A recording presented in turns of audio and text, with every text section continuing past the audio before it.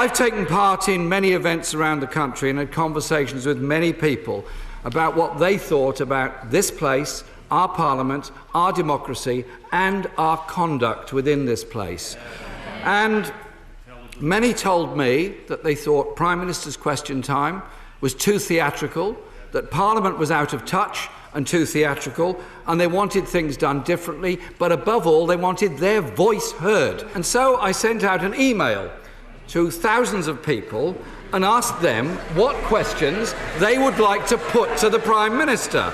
And I received 40,000 replies. I would like to start with the first one, which is about housing.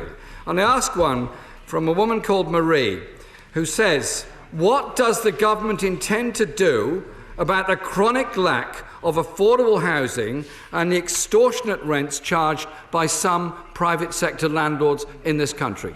Prime Minister. If we are able to change Prime Minister's questions and to make it a more genuine exercise in asking questions and answering questions, no one would be more delighted than me. We delivered 260,000 affordable housing units in the last Parliament. We built more council houses in our country than in the 13 previous years had been managed, but I recognise much more needs to be done. The House sadly voted through proposals which are going to cost £1,300 per year to families affected by the change in tax credits.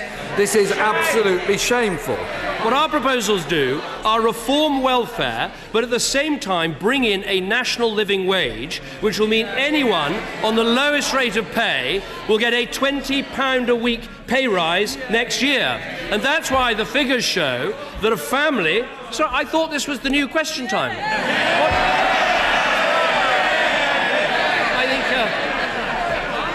I'm not sure the message has fully got home.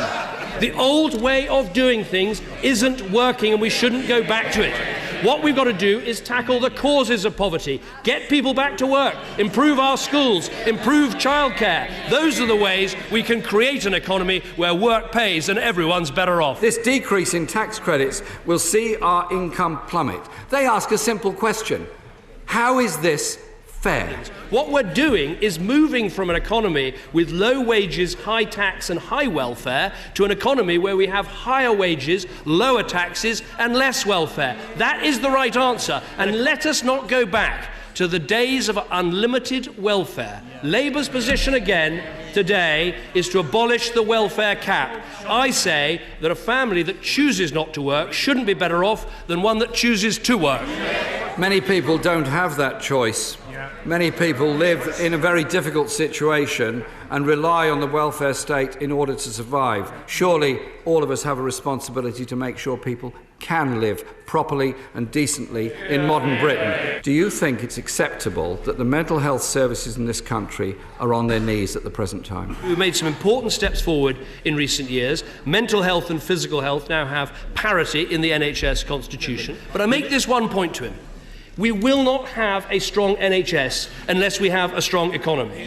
What does the Prime Minister say to Angela, to people like her who work so hard in the mental health services, or people going through a mental health crisis who may well be watching us today on Prime Minister's Question Time and want to know that we take seriously their conditions, we take seriously their need for emergency beds to be near their homes and their support system, and that we as a society take seriously their plight and are going to help them and care for them. We need to do more as a country to help tackle mental health. Now that's obviously money into the health service, which we will deliver, but it's also changing the way that the health service helps those with mental health conditions.